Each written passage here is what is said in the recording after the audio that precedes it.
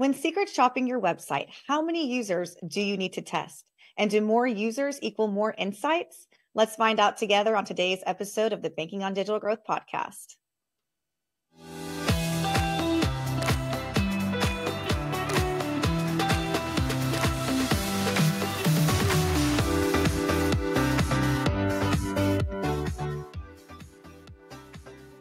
I'm Audrey Canada, Operations Lead here at the Digital Growth Institute. And today, to help us answer this question, is founder and CEO, James Robert Lay. Audrey, it's great to see you. Great to share time with you. As always, James Robert, before we get started answering user testing and the number of users we need for valuable insights, what's going good for you personally, professionally?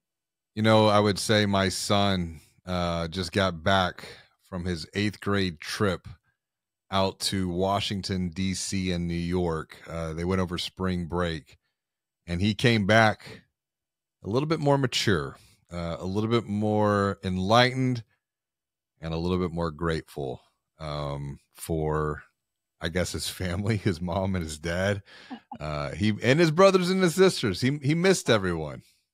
That's sweet. Yes. Sometimes getting to step out in the real world a little bit is necessary. And that's, 8th grade. I don't know that I left or I went on a trip that far away from home for that long and by 8th grade. We dropped him off at the school at 1 a.m. in the morning on Thursday for a 5:30, 6 o'clock flight out of Hobby in Houston. And they landed in D.C. about 2.5, 3 hours later.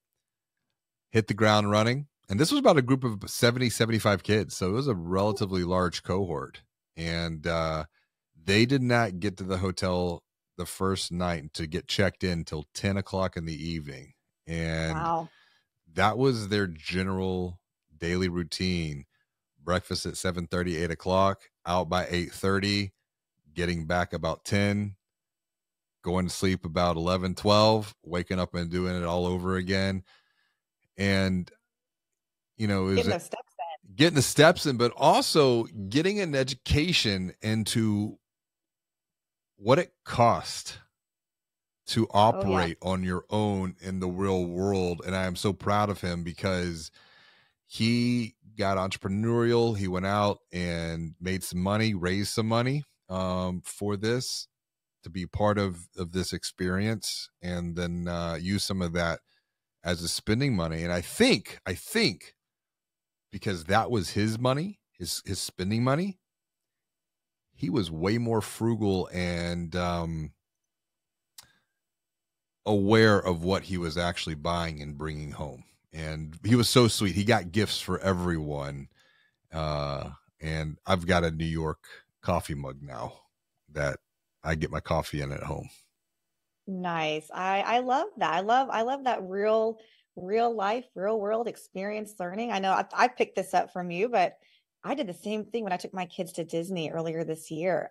They had to save their own. I said, I'm going to get you there, but once you're there, you want a souvenir, you want that extra ice cream. That's on your money that you saved, that you brought. And my 8-year-old was great at it, very frugal and very thoughtful.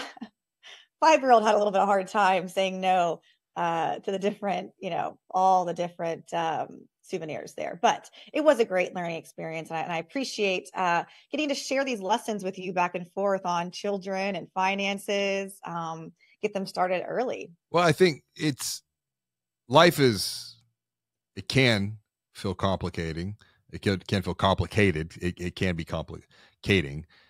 But when we share these experiences, this is how we learn. This is how we grow. This is how we get even better together. And, if I think too, what else is good? It's our digital growth community.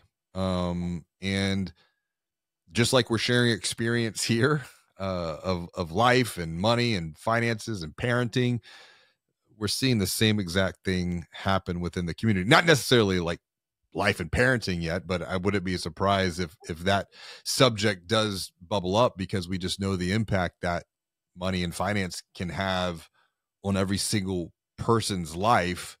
And just because you work at a financial brand doesn't mean that you're immune to the stressors of money. 100%. Let's switch gears here a little bit and dive into our topic today, which is user testing.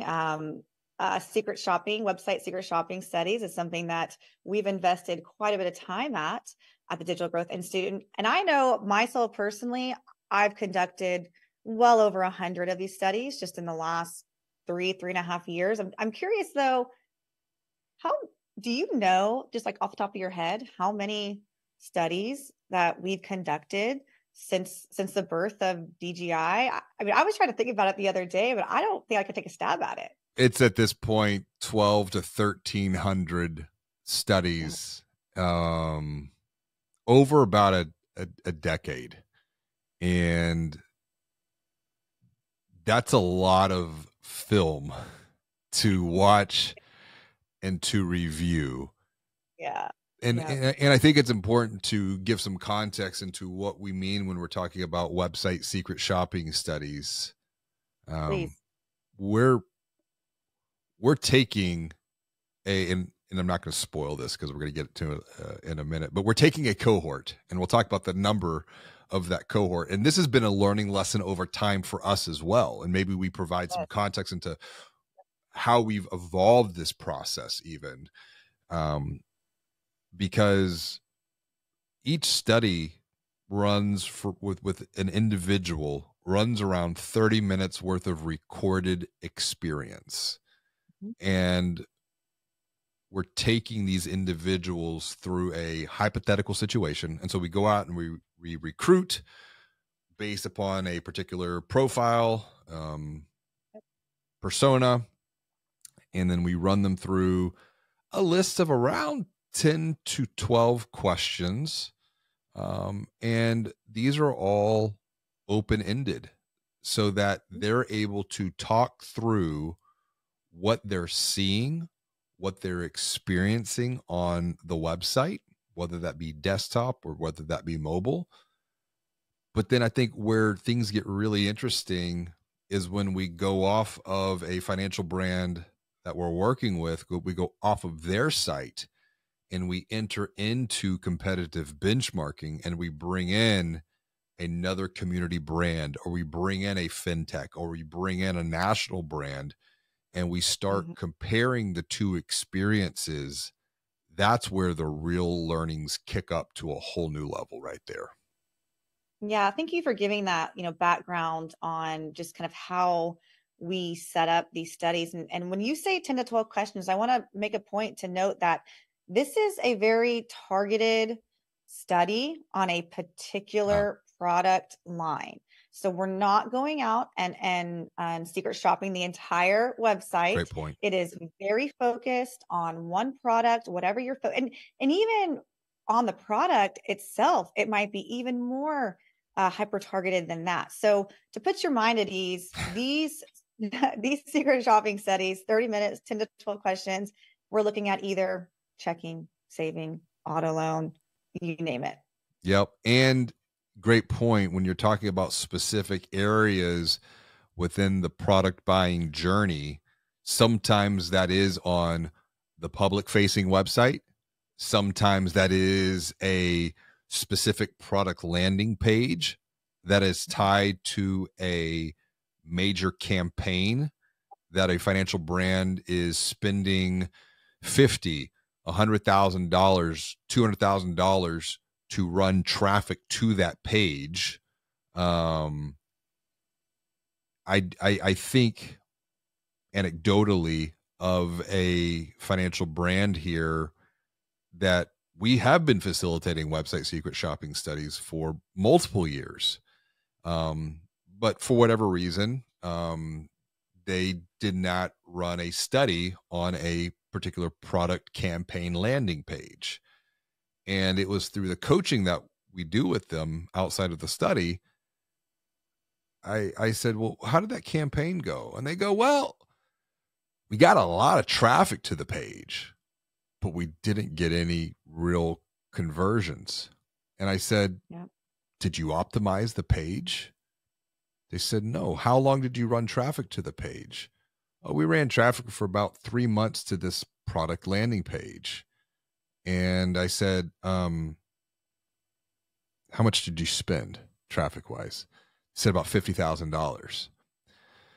And I go, next time you run a campaign like this, carve off a small little investment to run a study Yep. on this product landing page before you get started or right as you get started, so that you can then take those insights and optimize that. And you're not just sitting waiting for the results to change. Right. You have to change, or the landing page has to change if you want the results to change.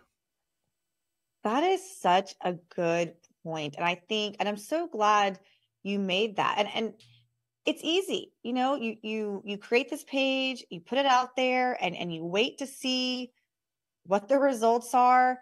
But you're right.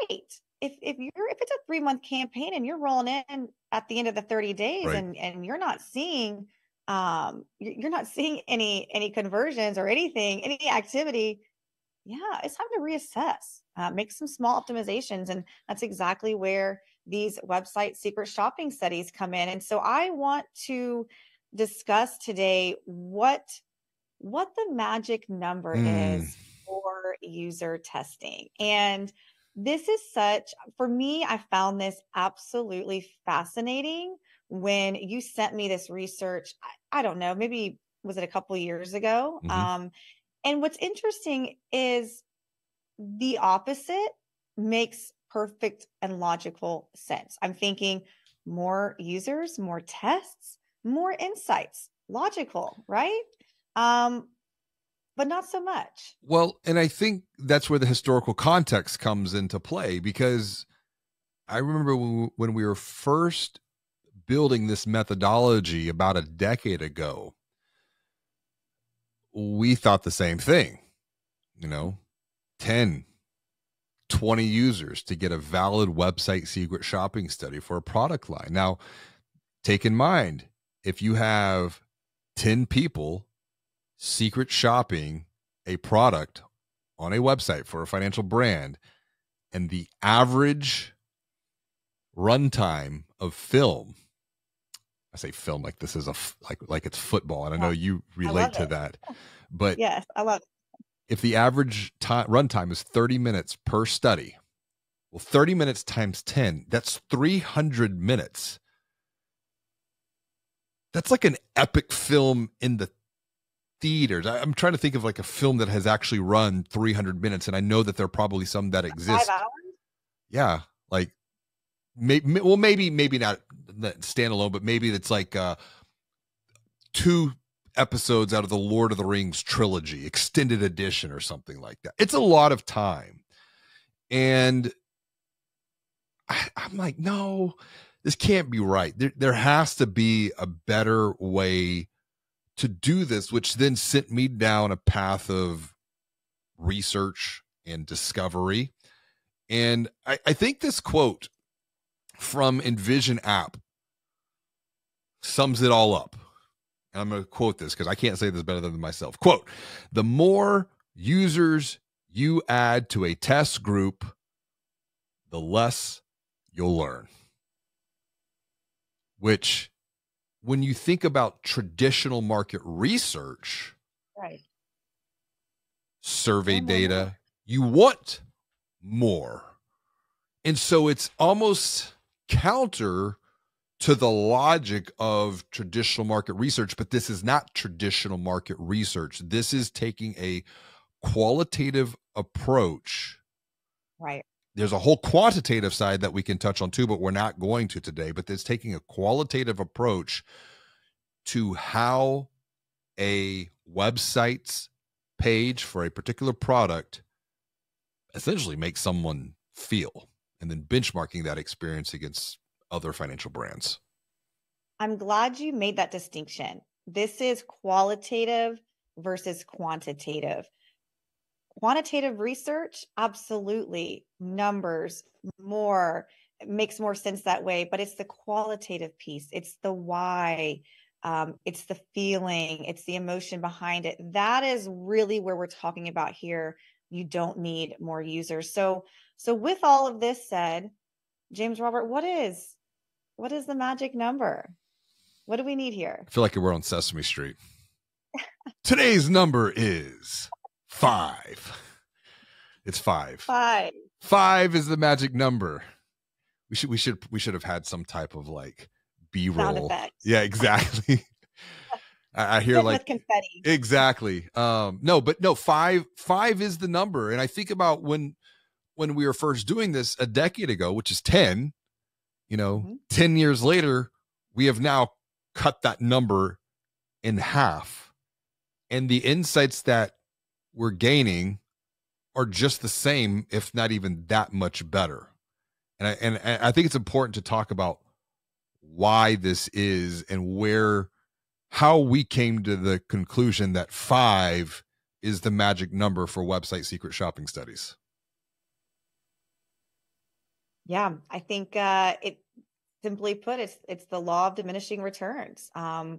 Those first few, the first 3, 4, they're going to uncover 85% of the issue. So 5 users will get you. Studies have shown, and I have promised you, I've read all of the data and all of the research because I couldn't believe it myself. But the research shows that 5 users will result in 85% of the issues, of the insights. And this part is fascinating, James Robert. I don't know, and I think we've talked about this, but the number it takes to get to that full 100%. Do you know what it is? If it takes 5 users to get 85% of the results, do you know how many it takes to get 100% of the issues or insights? It takes around 15 to 16. Yes. So you're 3xing. And we were right there at around 10 when we were first getting started with this. And if you think about 10, we were getting around like 88%. Now, if you think about it, to get 85%, you only need 5 users. You need 5 testers within a cohort. But I think too, it's interesting to note, and some of this research comes out of the Nielsen Norman group, and from the work that they have done here to get 60. And we'll link this with the podcast, this article. Absolutely. To get 65% of the issues, you just need 3 users. With 4, you'll catch 75% of the issues. With 5, back to your point, you'll get 85%. But once you cross that 5 to 6, you're into that law of diminishing returns. And I want to quote from this study here. As soon as you, and this is important because someone who's listening, and I think about like the banker's brain and how numbers play into their mind. As soon as you start, quote, as soon as you start to collect data from a single test user, your insights shoot up. And you've already learned almost a third of all there is to know about the usability of the design. When you test a second user, you will discover that this person does the same of the things as the first user. You've seen this in action in real life, because by the time that you get literally to the 3rd, 4th, and even the 5th, Yeah. you're still learning, but the learning, maybe we'll call it the law. You talk about the law of diminishing returns. We'll call this the law of learning. The law of learning begins to decrease. Yeah, and I'll just give you guys a little behind the scenes when I have gone through and analyzed all this film for these secret shopping studies. Is I will tell you, I have like this scratch sheet of paper out that, because I first just watched through it all. I tally mark. I will write an issue down and then I will tally mark, because that's how much those issues get repeated. So I'll tally mark. Oh, they said it. Oh, that person said it. That person said it. And so that just shows how I'm getting repeats, and then, possibly some new insights, some new issues. But I mean, I can attest that we get most of the issues. And honestly, I will say this too. Not only with those 5 users do we get, like, say, the top 2 to 3, major issues, but I'm even getting more issues that aren't even really issues at that point. They're giving me any sort of feedback, any sort of commentary where I'm even taking, like, it's so much data. I can't explain to you how much data it is that we're getting from these 5 users to distill down into these like big top takeaways. Now, what do we do with this? And I think that's, you're like, okay, so we're talking about that. Well, all we need is 5 users to facilitate a valid website secret shopping study. That's 150 hours worth, 150 hours. That's 150 minutes worth of film to review. Where do we make that investment of time? Is that on a desktop? Is that on a mobile device? And a lot of that is going to depend upon the particular product, the particular page, because we can use other data points to frame the study that is unique to a financial brand's situation, even down to recruiting demographic data. Exactly. And where we find that is it's coming out of the data you already have. Just go to Google Analytics. And what are you seeing there? And for example, if you're, you're wanting to optimize a checking account page, well, is 80% of the traffic coming from a desktop device?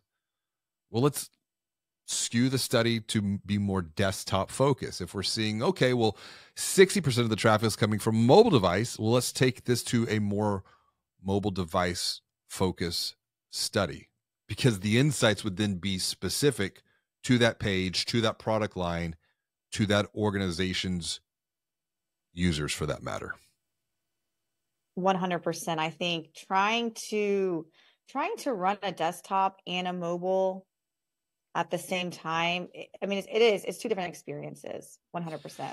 Now, we might at this stage end up running 10, 15, 20 people through a test for a particular product line. But that is done over a period of time.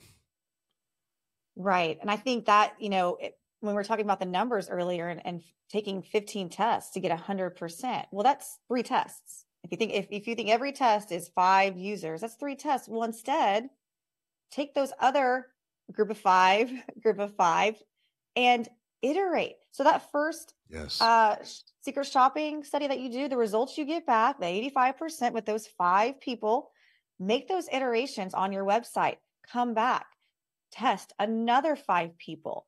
That not only validates, you can see if you're validating those changes that you made, and then you're getting even more insights, then go take it to that 3rd group. So you're really being so much more cost effective and efficient with your time. And this is all great news for those who have not secret shop your website and you're talking about budget. This is great. And this is where I want to get back to some numbers for the banker's brain, for the analytical mind. This is coming from Measuring You. And I'm going to quote, because they're talking about testing 5 as well. If you plan on testing with 5 users, know that you're not likely to see most of the problems. You're just as likely to see most problems that affect 31 to 100% of the users for this particular set of tasks.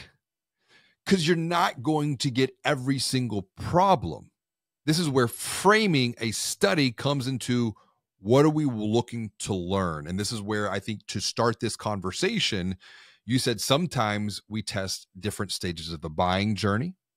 Sometimes it'll be a product page on a public facing website. Sometimes it will be on a landing page. Sometimes it will be, and we've done the deeper studies for the acquisition piece, the loan or the deposit application, which those are, I would say, more complex to run because of the recruiting and then how we have to facilitate that.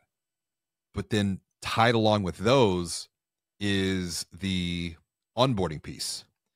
Yep. So you're going to pick up, I'm going to come back to quote this.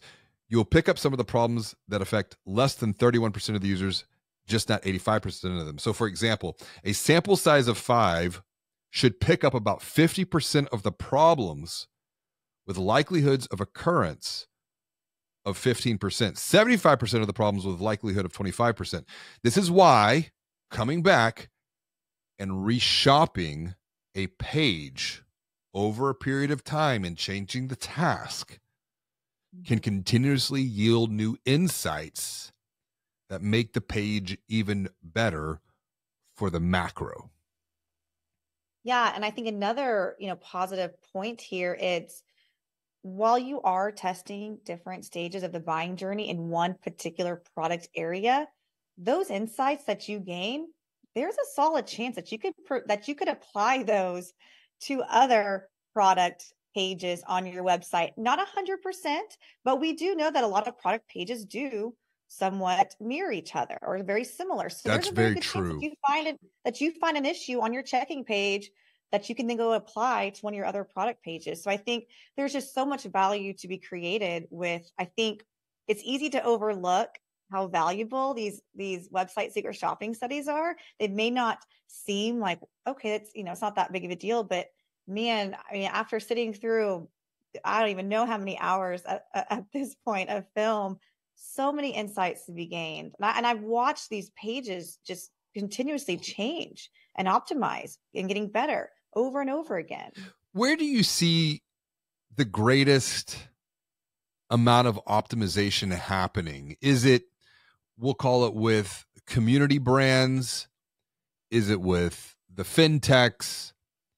Is it with the national brands? Because once again, there's some patterns that begin to percolate and you're like, oh, they have made some changes. And this is more, I would say, from the benchmarking that we've done here. I would probably say on the fintech side, it is the reducing of complexity, just simplicity. When we're benchmarking, I mean, I will tell you, some of the national brands, when it comes to complex information and friction and frustration and being overwhelmed, they're not doing so hot in that department. And some community brands that we work with aren't as well. But when we benchmark against those fintechs, and it is just, I mean, it's simple. One piece of information at a time. And I think this boils down to, once again, what do we do with this knowledge? Because there's knowledge that leads to an increased awareness of lost opportunity, but knowledge alone doesn't inspire change. We have to apply this. We have to take action. And that's where you run a study, you get insight, you apply this knowledge. And that's why we recommend kind of a quarterly cadence. Every 90 days. Some ask, well, could we do this every 30 days? Because and I think a lot of it, and their heart is in the right place, their mind is in the right place, but we know the amount of time it takes to take this knowledge, apply it, rerun the test, get new insights.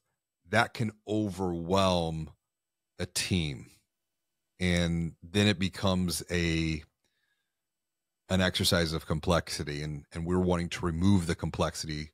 And so that 90-day cadence is an ideal for, I would say, probably 85 to 90% of financial brands right now. Yeah, it definitely seems to be the sweet spot.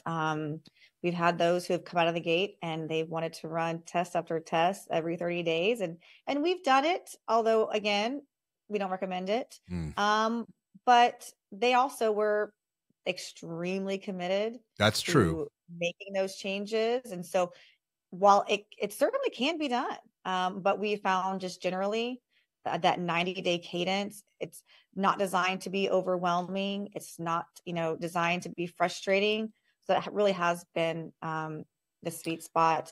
So James Robert, as we begin to wrap up, any final thoughts on this research and study that we've been looking at, Yeah, or any action items moving forward? yeah. I always like to send people away with something that they can do practically, and it's not.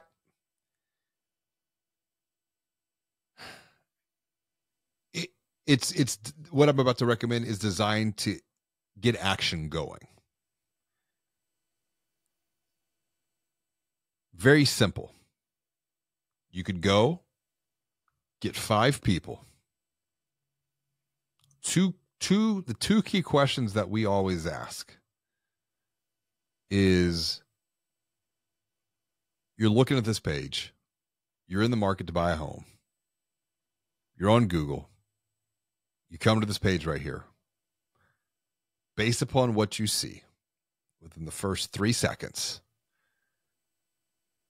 do you feel like you can trust this institution? That's a yes or a no. And that's how quickly people are making decisions. It's actually faster than that. Yep.